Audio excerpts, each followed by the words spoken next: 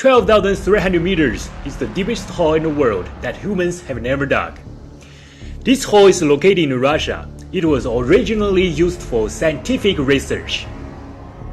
But when the digging reached this depth, it is suddenly stopped. Officially, it is because of funding issue. But there is also a terrifying legend. When they dug to this depth, the drill bit began to rotate at a high speed, indicating that they had reached an empty place below.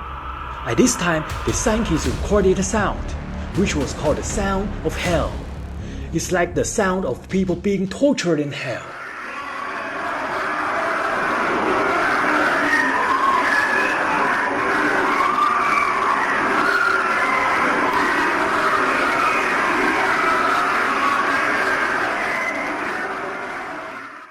Later, the local government sealed the hole permanently.